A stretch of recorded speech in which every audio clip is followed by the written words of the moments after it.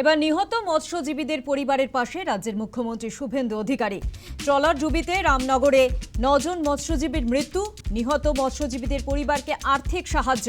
পরিবারের হাতে 5 লক্ষ টাকা করে চেক তুলে দিলেন। 5 লক্ষ টাকার চেক তুলে দিলেন রাজ্যের মুখ্যমন্ত্রী শুভেন্দু অধিকারী। একজনকে অর্থাৎ পরিবারের একজন করে সিভিক ভলেন্টিয়ারের চাকরি দেওয়ারও আশ্বাস দেন মুখ্যমন্ত্রী।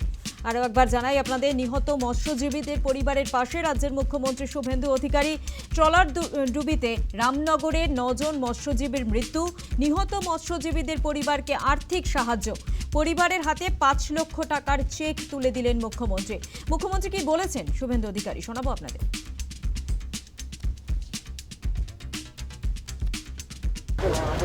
সরকারের পক্ষ থেকে আবারও বলি, মৃত্যুর ক্ষতিপূরণ অর্থ দিয়ে হয় না, 5 লাখ করে টাকা দিয়েছে। উপযুক্ত পরিবারগুলো যারা আছে তাদেরকে আমরা পুলিশকে বলেছি হোমগার্ডে অথবা সিভিক ভলেন্টিয়ার্সে একটা করে কাজের ব্যবস্থা করে দিতে হবে, কারণ তাদের বাড়ির লোকেরা চায় না কেউ সমুদ্রে যায়। স্বাভাবিক একটা শক্ত কাজ করছে, তা আমরা এমনি ফিশারম্যানদেরকেও আমাদের প্রোটেকশন দিতে হবে। এরকম ঘটনা আমাকে পুনরুদ্ধার করেছিলেন, প্রতি বছরই বলে সরকার কোনো ভূমিকা পালন করে।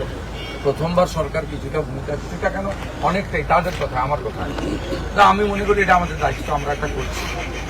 আর এখান থেকে ভার্চুয়ালি আমরা শ্যামপুর, চাকদা এবং কল্যাণী, সেখানেও যারা ক্ষতিগ্রস্ত পরিবার তাদের হাতেও ওখানকার ভিডিও এবং এজেন্টরা ছিলেন, চেক প্রদান করেছি, তাদেরও পাশে আমরা থাকবো। কিন্তু আমরা কাজ দিতে পারবো না, যেহেতু পশ্চিমবঙ্গের নাগরিক নয়। উড়িষ্যার যে 3 জন মৎস্যজীবী মারা গেছে তাদেরকেও আমরা অর্থ সাহায্য করবেন বলে গেছি। তিনি আমাদের সচিবালয় যোগাযোগ করে তাদেরকেও আমরা সমপরিমাণ অর্থ দেব।